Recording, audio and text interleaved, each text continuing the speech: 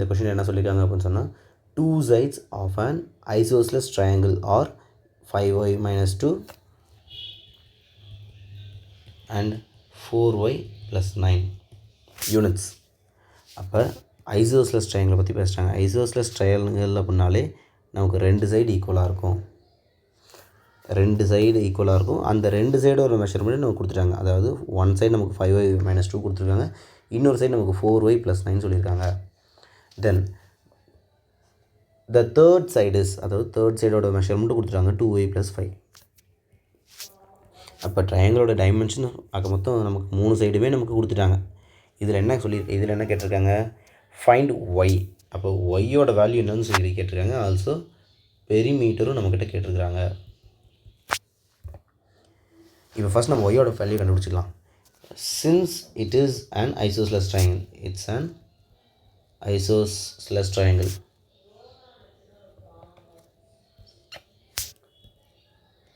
நமக்கு 5y minus 2 and 4y plus 9 இது ரெண்டும் நமக்கு ஈக்குவல்.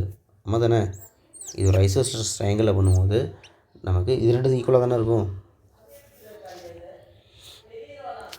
தென் அப்போ 5y இங்கே இருக்க 4y நம்ம இந்த சைடு கொண்டு தரோம். மைனஸ் 4y ஈக்குவல் டு இந்த 2 எனக்கு அதர் சைடு போகும்போது 9 + 2 ஆகிடும்.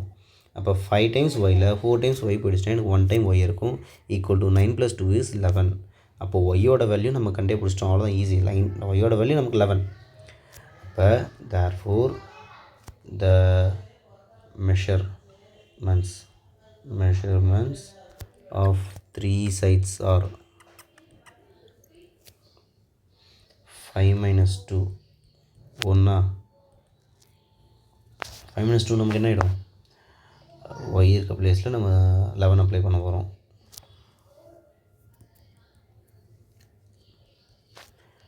5 into 11 minus 2 equal to 55 minus 2, that is 53. அப்புறம் இன்னொன்று 4y plus 9. நம்ம இது எழுதவே தேவையில்லை, ஏன்னா இந்த 2 சைட்ஸுமே நமக்கு ஈக்குவல் தானே, ஐசோஸ்லெஸ் ட்ரையாங்கிள் தானே. அப்போ 4 into 11 plus 9, that is 44 plus 9, that is 53. அப்புறம் தேர்ட் சைடு 2y plus 5 அப்போ 2 into 11 plus 5, that is 22 plus 5. 22 plus 5 is 27. அப்போ 3 சைடோட மெஷர்மெண்ட்ஸுமே நம்ம எழுதிட்டோம். எல்லாமே நமக்கு யூனிட்ஸில் கொடுத்துருக்காங்க. என்ன சென்டிமீட்டர் மீட்டர்ன்றதெல்லாம் நமக்கு தரல. ஆக மொத்தம் நமக்கு பெரிமீட்டர் கேட்டிருந்தாங்களே.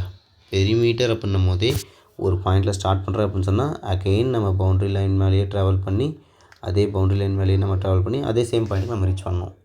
அப்போ இந்த எக்ஸ்ப்ரெஷன் 3 எக்ஸ்ப்ரெஷனையும் ஆட் பண்ணுறோம். அதாவது 3 ரீடிங்குமே நம்ம ஆட் பண்ணுறோம்.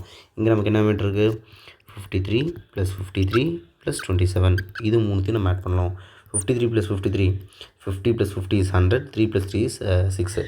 அப்போ 100 + 20, 120 + 7 and 6, 133. அப்போ நமக்கு 133 யூனிட்ஸ் தான் அதோடைய லென்த் பெரிமீட்டர். ஈஸியாக ஃபைண்ட் அவுட் பண்ணிட்டோம். ஒய்யை நம்ம ஈஸியாக ஃபைண்ட் அவுட் பண்ணிட்டோம்.